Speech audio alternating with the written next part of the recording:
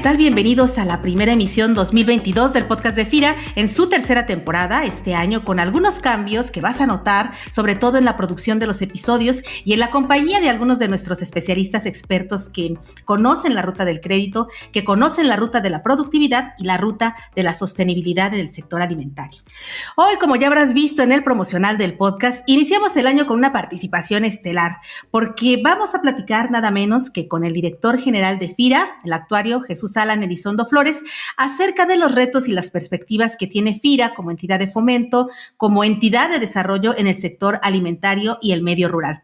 Así que, actuario, pues qué gusto abrir este año nuestro podcast institucional con tu presencia en este espacio de comunicación que es de todos en FIRA y que compartimos también a través de nuestras plataformas digitales como Spotify, iTunes, Apple Podcasts, Google Podcasts y redes sociales para que todo el que quiera conocer pueda conocer y aprender de la experiencia y conocimientos que aquí compartimos. Así que, actuario Alan Elizondo Flores, muy bienvenido al podcast de casa. ¿Qué tal, Ceci? Pues muy buenas tardes, muchas gracias por la invitación y un afectuoso saludo a ti y a toda la audiencia de este podcast. Muy bien, actuario. Pues yo no quisiera que fuera para dar una entrevista acartonada, sino un espacio donde te sintieras en la confianza de compartir con nuestros compañeras y compañeras de FIRA y con nuestros escuchas del podcast lo que tú en tu calidad de director de la institución visualizas para orientar los esfuerzos de quienes trabajan en FIRA para mejorar las condiciones de vida, principalmente de los pequeños productores y productoras de menor escala en México. Y bueno, como estamos aún en una situación de impacto por la pandemia de COVID, es obligado preguntar primero, ¿qué aprendizajes piensas que como institución nos ha dejado la pandemia para adecuar el portafolio de negocios de FIRA a las necesidades de financiamiento de los productores y empresas del sector rural? Sí, Ceci, pues déjame decirte que una situación como la que describes, es decir, esto de la pandemia, es una situación pues crucial y clave para una institución de fomento como lo es FIRA. Realmente hay muchos aprendizajes que se pueden tomar de la situación, sobre todo que prevaleció en el año 2020 y todavía a la fecha podemos ver algunos efectos que se siguen manifestando, pero déjame entrar en orden. Yo creo que podemos empezar por un tema más contextual y hablar del hecho de que nuestro sector sí tuvo una afectación, realmente la tuvo en las cadenas agroalimentarias, en varios eslabones, pero permaneció como un sector esencial, al igual que el sector financiero, que es en donde nosotros nos movemos. Entonces realmente fuimos un sector afortunado en términos relativos, pero no por eso podemos decir que la pandemia no afectó a este sector o no hizo un llamado a la institución a operar de manera extraordinaria. Y bueno, es aquí donde otro tema contextual es el impacto que tiene un efecto como la pandemia sobre la liquidez que hay alrededor del sistema, que es, esta sí se vio muy afectada y afecta a todas las actividades, no solo las actividades del sector agroalimentario. Allí es donde podemos decir que viene el primer aprendizaje, cuando estas situaciones de falta de liquidez, como la que se vio en 2020, y muy similar a la que se vivió en 2009, 2010, con la crisis de Estados Unidos, y un poco parecido también en 2016 con la elección de Estados Unidos, esta falta de liquidez lo que genera es un llamado a la institución a entrar pues, no solo con el tren normal de crédito, sino elevar sus capacidades de otorgamiento ante la sequía de los demás mercados. El mercado que principalmente responde ante un escenario como este son los mercados de deuda bursátil, que son una fuente muy profunda de financiamiento y es la que más utiliza FIRA para servir al sector. Este se vio muy afectado y bueno, eso llevó a varias instituciones, incluso el mercado interbancario, pues a una situación similar, lo cual hizo un llamado a liquidez que se pudo ver en varios frentes, tanto por los intermediarios no bancarios, que son los primeros afectados, pero para nuestra sorpresa también en el mercado bancario. Entonces allí esto se manifestó en una demanda muy alta de crédito y este es el primer aprendizaje. La institución debe estar lista en una situación como esta, de estrés en el ciclo, para poder dar esa liquidez, hacerse de la misma en los mercados y poder mantener al sector sin alteraciones y con el servicio que está acostumbrado. Ese sería un primer aprendizaje. ¿Qué podemos aprender también? Vámonos ya a otro nivel de impacto, que serían los pequeños y medianos productores. Y pues nos dimos cuenta que muchos de ellos sí tuvieron que enfrentar situaciones pues, como de canales comerciales caídos, algunas alteraciones en el costo de sus insumos. Recuerda que el precio del tipo de cambio subió. Muchos de los que son transformadores del producto del campo vieron el costo de sus insumos subir. Entonces, aquí es donde te das cuenta que la carga de la deuda que ellos venían arrastrando se vuelve cada vez mayor. Y el segundo aprendizaje, entonces, lo tenemos que la institución tiene que actuar rápido y sobre todo con flexibilidad y efectividad para que esta carga de la deuda se pueda aligerar con paquetes, por ejemplo, de reestructura o de ampliación de plazos en la deuda o incluso de actualización de tasas, que la verdad es que en eso sí tuvimos buenas noticias porque las tasas fueron bajando. Entonces eso ayudó muchísimo a aliviar la carga de la deuda. Esto sería un segundo aprendizaje y es la velocidad de respuesta, la adaptabilidad y sobre todo el ponerte en el lugar del productor para poder darle al mismo un buen servicio y sobre todo liberación de carga de la deuda. Serían dos de las principales, tenemos muchas más. Por ejemplo, nos dimos cuenta que nuestro portafolio, que a veces lo vemos muy independiente, ¿no? A lo mejor tú ves un productor de espárrago en la península de Baja California o un productor de limón en Veracruz, pero nos dimos cuenta que ellos dos traen algunos canales que son comunes. El canal de comercialización, también aprendimos en esta pandemia que es compartido en muchos casos, ¿no? Sobre todo en aquellos que sirven al sector servicios, pues se vieron muy afectados y esto nos mostró que nuestro portafolio puede mostrar un deterioro en lugares donde no habíamos atado una relación y que realmente esto puede ser, si no se cuida, de alto impacto, tanto para el sector, pero también para las finanzas de la institución. Yo te diría que estos, entre otros, son aprendizajes de esta situación que tú refieres, Ceci. Decías ahorita ponerse en el lugar del pequeño productor. ¿Cómo lograr que un pequeño productor con baja productividad y rentabilidad y con garantías o con falta de colaterales de crédito insuficientes para poder integrarse al mercado de oportunidades de financiamiento, cómo poder lograr integrar ese pequeño productor al crédito? Sí, Ceci, mira, aquí yo creo que la pregunta es como un buen pase para platicar del modelo que FIRA practica. Déjame comparar dos modelos, ¿no? Un modelo en el cual FIRA fuera una institución de primer piso que abre pues, todas sus ventanillas o todo el crédito directo y lo distribuye en toda la República. Ese sería el modelo 1. De hecho, tenemos a la Financiera Nacional que lo practica y pues es una aliada, ¿no? Importante de nuestra institución. Y tenemos el modelo de segundo piso, que no nos permite hacer eso, sino que nos lo pide hacer a través de una red de intermediarios.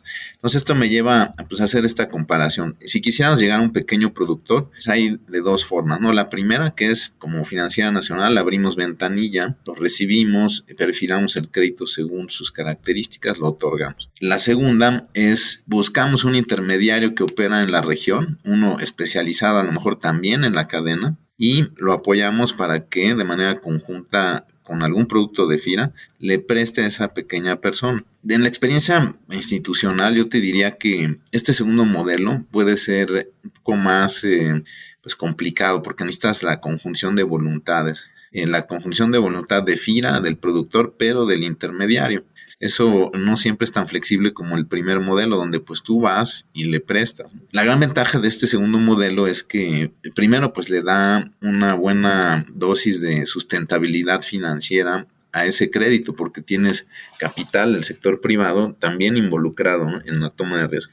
Pero segundo, nos lleva a que pues desplegar un conocimiento que difícilmente podría tener FIRA amasado en toda la institución, que es, por ejemplo, el conocimiento del sector ganadero en la región de Tabasco para el productor mediano chico. Eso, tenemos intermediarios, hay una unión de crédito que conoce ese riesgo. FIRA pues debería de haberlo desarrollado si fuera de primer piso. Lo que quiero decir es que aprovechas la experiencia que hay en todo el sistema financiero mexicano para llegar exactamente a donde tú deseas llegar. Y entonces me lleva a la respuesta de tu pregunta, ¿cómo podemos llegar a darle ese crédito al pequeño productor? Bueno, pues eligiendo al intermediario apropiado y sobre todo teniendo productos que ayuden a que éste pueda recibir nuestro fondeo. A veces es tan chico el intermediario y tan especializado que resulta difícil que incluso FIRA llegue con él. Y esa ha sido la prioridad que hemos planteado en nuestro plan estratégico, el poder subir a nuestra red muchos intermediarios. Esto sería en cuanto a cómo bajar el recurso, Ceci, pero también tú lo mencionaste con claridad al plantear la pregunta. Necesitas suplir algunas carencias que pueda tener ese pequeño productor, como lo son esa falta de colateral o a lo mejor esa calidad en la producción que requiere su mercado objetivo, ¿no? Hablemos de certificaciones, hablemos de producto de calidad que se pueda comercializar en un mercado serio, ¿no? Y bueno, también herramientas que nos permitan perfilarlos mejor. Todas estas son como barreras que le han impedido acceder al crédito. FIRA, pues cómo lo logra abatir, o bueno, está en esa tarea constante, pues a través de productos. Para colateral, pues hoy un producto de garantía, los tenemos varios. Para asistencia técnica, pues nuestra bolsa de subsidio para pagar capacitación. Para abrir un mercado, pues nuestros programas de desarrollo de proveedores con las empresas tractoras y la fuerza de coordinación de regionales. Y para perfil crediticio, pues nuestras herramientas de puntaje crediticio, que ya nuestra área de riesgo está haciendo cada vez más y mejores herramientas para lograr abatir estas barreras. Yo pienso que por ahí va, Ceci, estas son tareas constantes y no podemos cantar victoria en ninguna. Es cierto, y en ese sentido, cuando hablabas de estrategias, de herramientas, de productos, de lo que tenemos, justo en el inicio de 2020, en el marco de toda la incertidumbre por COVID, iniciamos en FIRA una definición estratégica para alinear nuestros esfuerzos en 3 objetivos prioritarios. Digo, el sector tiene muchas áreas que abordar, pero nosotros puntualizamos 3 objetivos para atacar o digamos atajar las problemáticas del sector, que es impulsar la inclusión financiera, incrementar la productividad y eficiencia y fomentar e impulsar también la sostenibilidad mediante el apoyo o el impulso a proyectos sostenibles, amigables con el ambiente. ¿Qué productos y servicios tendrán prioridad dentro de esta estrategia institucional que nos planteamos? ¿Y qué aprendizaje nos está dejando la implementación de la misma estrategia que ya tenemos corriendo con ella poco más de un año? Bueno, déjame decirte que una parte esencial de nuestro reto es que los saldos de crédito que hemos logrado dispersar cada vez cobren más lo que yo le llamo con mis colegas de contenido. Mira, deja darte una experiencia. Fuimos a Jalisco, nos invitó el gobierno del estado para firmar un convenio con una empresa de nombre Cesajal. Todo esto en torno al crédito para generar aceite de la semilla del girasol. Entonces, incluso asistió pues representantes de una comunidad indígenas huicholes que están en el norte del estado, una zona que por cierto nuestra colega promotora nos describió que sí se invierte al menos unas 3 horas para llegar a la comunidad donde se siembra este girasol. Y bueno, realmente cuando tú ves el impacto, ves las personas, ves la organización que se logró, la empresa, el apoyo del estado, porque aquí el estado también entró con un fondo de garantía y obviamente nuestro personal, te das cuenta que fue un crédito de mucho impacto que bien difícilmente hubiera logrado darse si no hay esta conjunción de esfuerzos. Y bueno, luego subyació el monto del crédito, eran 6 millones de pesos. Acuérdate que pues hoy FIRA cierra el 2021 con un saldo de 240,000 millones de pesos. Y realmente pues, me pareció que era digno de felicitar a nuestro personal, porque esos 6 millones de pesos tuvieron un impacto, pues primero en la comunidad, eso fue verdaderamente inclusión financiera. 2, tuvo elevación de productividad para esta comunidad, entonces mejores oportunidades y más camino al desarrollo. Y también Cesajal es una empresa con una alta conciencia de la sustentabilidad del medio ambiente. Es decir, fue un crédito que le pegó a nuestros 3 objetivos y fueron 6 millones. Y yo pienso que un crédito de esta naturaleza tiene más espacio en el esfuerzo de nuestros colegas que a lo mejor uno de 1,500 millones de pesos que a lo mejor no nos logra ninguno de los 3 objetivos. Entonces, volviendo a tu pregunta, pues ese es justo el esfuerzo que están haciendo nuestros colegas. Ellos ya, tanto en sus metas, también en el uso de los productos, en su evaluación, en todo lo que es su ecosistema, ya están con los incentivos para ir en esta dirección. A lo mejor estoy exagerando un poco los extremos, Ceci, pero sí quisiera hacerte el comentario que el reto principal es darle contenido al saldo en este estilo.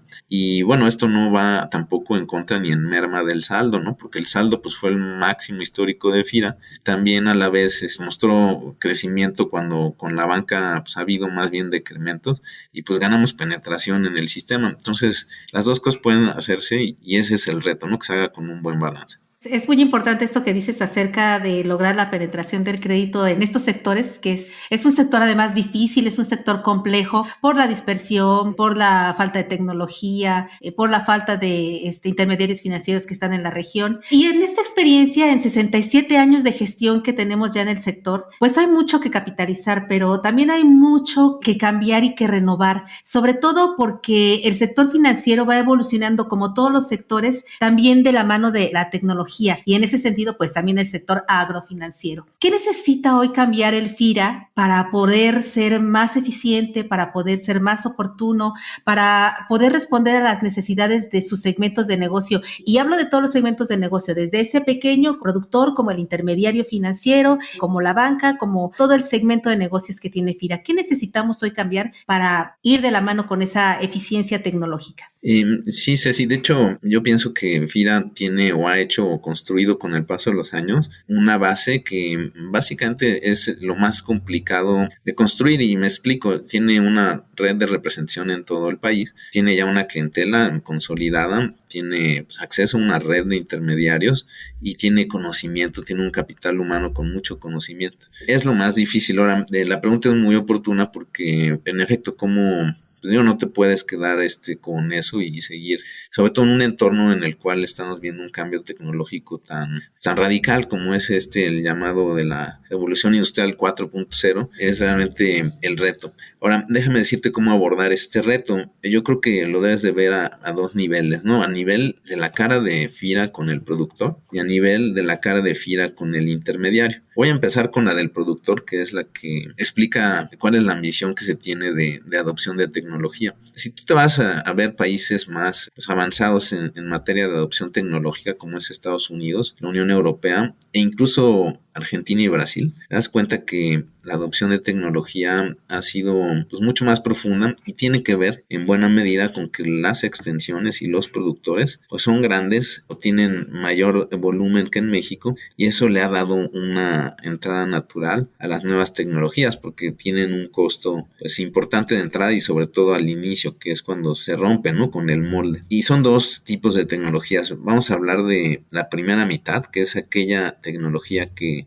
va asociada a la maquinaria que se usa en el campo y la segunda mitad que tiene que ver con el uso de tecnología a través de software para guiar la actividad agrícola, ¿no? Son esas dos líneas. Bueno, con respecto a la primera línea, pues se trata de traer hacia la maquinaria un cúmulo de instrumentos como es el Internet de las Cosas y sobre todo la lectura de condiciones alrededor de la maquinaria que le permiten a la misma tener más eficiencia y sobre todo muchos ahorros en el uso de insumos y sobre todo también precisión en la forma de sembrar las semillas. Evidentemente este tipo de tecnología pues está más dirigida a los grandes productores y requiere elementos físicos, ¿no? Como es el sensor, como es un dron, algún tipo de aditamento, ¿no? Para la sembradora, etcétera. Este tipo de tecnología no le voy a llamar tan digital, sino es más como física. Sin embargo, es un primer elemento de nueva tecnología. El segundo es el software. Este tiene que ver con la lectura de datos de manera remota a través de, por ejemplo, satélites y el procesamiento masivo de los mismos para asesorar al productor. Esto, pues por la misma naturaleza que no requiere que el productor tenga grande maquinaria, ya lo estás viendo desarrollado incluso en África, ¿no? Que lleva una buena ventaja y donde hay muchos apoyos. Es decir, plataformas de información que están al acceso del productor donde él puede ver en la palma de su mano cuál es el vigor de sus plantas, la necesidad de nitrógeno, cómo evoluciona con respecto a la curva de evolución esperada de su cultivo, puede recibir consejo meteorológico, puede acceder a una red de intercambio de información con vecinos y con asesores especializados, puede acceder a servicios financieros, en fin, es innumerable el número de elementos que le puedes poner en la mano. Se ha dicho que esta segunda vía pues también pues la usan los grandes productores, y sí es cierto, porque el pequeño productor todavía no tiene acceso a la conectividad necesaria. Sin embargo, tú ves las curvas de evolución de la conectividad. Le puedo decir que la mejor apuesta para alguien que quiere llevar tecnología al campo es a través de plataformas como esta, porque eventualmente esa conectividad sí va a llegar, y la apuesta es que llegue a través de los satélites. Ya al día de hoy, si tú ves la cobertura en México, pues es bastante amplia. Entonces, esa es la segunda apuesta, y esa, déjame decirte por qué es tan relevante para FIRA, porque hoy FIRA ya practica mucho de lo que busca este mecanismo de asesoría. Hoy ya nuestros compañeros van a campo, verifican las condiciones de terreno, emiten recomendaciones de cómo proceder, llevan personal técnico a las parcelas a capacitar, y lo hacemos de una forma que es muy física. Entonces tiene las limitaciones naturales pues que un proceso físico tiene. Tienes también sus ventajas, que es pues nunca vas a igualar un contacto uno a uno, ¿no? Pero ahí está justo la gran apuesta, poder llevar esa plataforma construida dentro de la institución y conectada a los proveedores de servicios, para que a través de nuestra red de clientes y productores, pues ellos puedan acceder a todo esto que te estoy platicando. Esa es una primera necesidad de la institución de progreso para poder multiplicar sus servicios. La segunda pues es con intermediarios financieros. Entonces ya te imaginarás que si esto es útil para un productor, pues definitivamente lo es para el intermediario. Así que ya no voy a abundar en ello porque nos podemos alargar mucho, Ceci, pero lo que sí te diría es que solo una idea. Imagínate que esta tecnología, pues que es más fácil, ¿no? Que la adquieran 106 intermediarios por separado, muchos de ellos chicos y no bancarios, o que FIRA invierte en ella y la comparta con ellos. Ese es el motivo principal por el cual nos interesa tanto invertir y luego compartir. Y bueno, ya después de que se construya y se comparta, pues nosotros estimamos que los objetivos estratégicos de FIRA pues va a ser mucho más fácil alcanzarlos. Híjole, son muchísimos los temas que pudiéramos platicar con el director general de FIRA,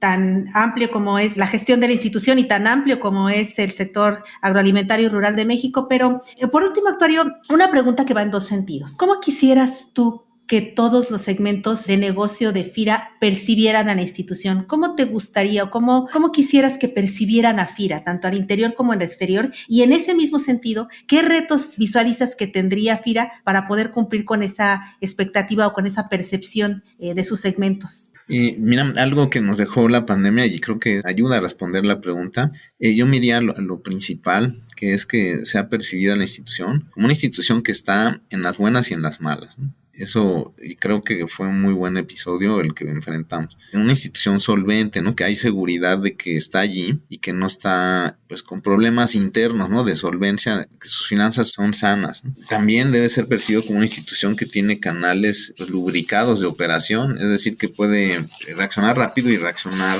pues, de manera adecuada. Para eso, pues, hay una diversidad de proyectos que pues, buscan mejorar nuestro proceso de crédito, nuestras metodologías de promoción, que se puedan incorporar nuevos intermediarios.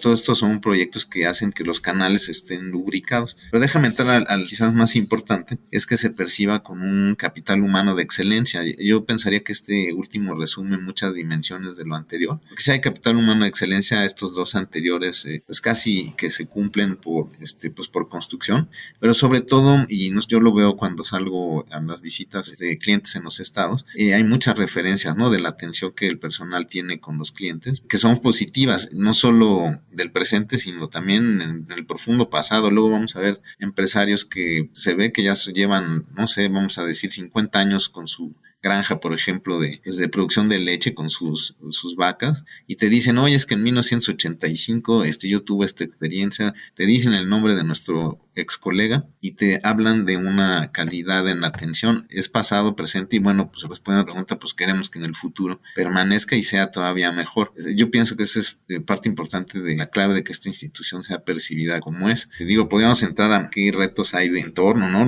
Los costos de los fertilizantes o la alza del precio de los granos, el glifosato, son cuestiones de coyuntura, pero el personal no es de coyuntura, ese es de largo plazo, y creo que por allí está nuestra principal apuesta, Ceci.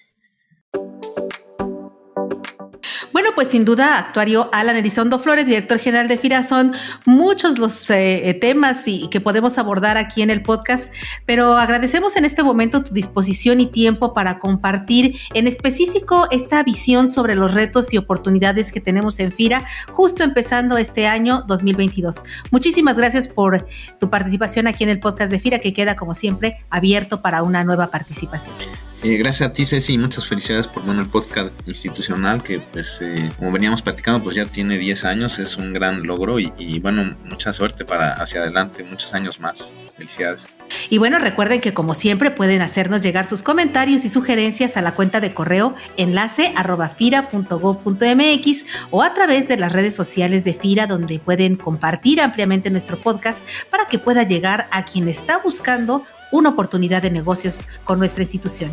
Se despide de ustedes Cecilia Arista y en la producción Axel Escutia, deseando para todos un excelente inicio de semana. Hasta la próxima emisión.